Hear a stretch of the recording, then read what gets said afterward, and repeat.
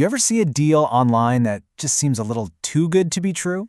Well, in this explainer, we're going to break down how an economic powerhouse like Germany is fighting the massive online market for counterfeit goods. So, you're scrolling, and you spot a counterfeit product, a fake designer bag, pirated software, you name it. How does a major economy like Germany actually fight back against a problem that has no borders? Okay, let's get right into it. The first thing to get is that Germany isn't doing this alone. Its intellectual property laws are deeply woven into the European Union's legal framework. It's a team effort, creating one powerful, unified system across the continent. And this legal shield is, wow, pretty comprehensive. It covers all the traditional stuff like trademarks and patents, but it also includes brand new rules for the digital world. And the big one to watch is that last one, the Digital Services Act, or DSA. We'll be talking a lot more about that one in a minute. So if you're a brand owner, what's in your toolbox? What can you actually do to fight back? Well, there are a few main paths you can take. You've got these three classic pillars: customs, stopping fakes at the border; criminal cases for the really big operations; and civil court, where you sue infringers directly. These have been the bedrock of enforcement for years, and they work. But they were built for a world of physical goods, not for the Wild West of the internet. Because let's be real, the modern battlefield is online. This is where the fight is happening right now, and it's where the rules are changing constantly to keep up. It's really the heart of what we're talking about today. In the past, it was actually really tough to hold a big online marketplace responsible for fakes.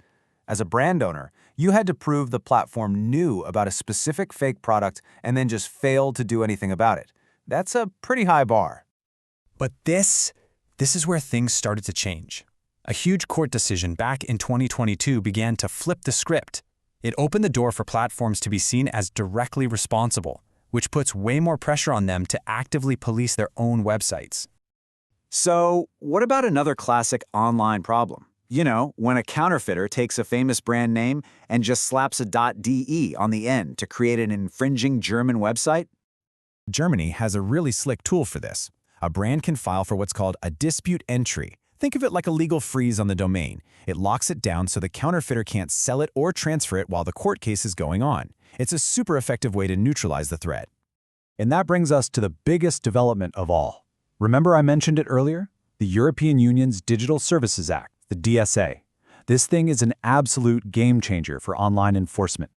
The DSA is a massive piece of legislation that pretty much rewrites the rulebook for online platforms. The whole point is to force them to take more responsibility for illegal content. And yes, that absolutely includes counterfeit goods. So under the DSA, platforms have a whole new to-do list. They have to react quickly to reports, they need to actually verify who their sellers are, and they have to prioritize notices from certified trusted flaggers, organizations that are experts at spotting this stuff. But here's the real kicker: the penalty. Platforms that don't comply face fines up to 6% of their global annual turnover. For the big tech companies, we are talking about billions of dollars. That gets their attention. And that's the whole point, right? This huge financial threat gives platforms a powerful reason to finally get serious about cleaning up their act. It just makes it so much easier and faster for brands to get fakes taken down. So let's step back for a second. What does all of this mean for the future of protecting brands and ideas online? The end goal here isn't just about handing out fines.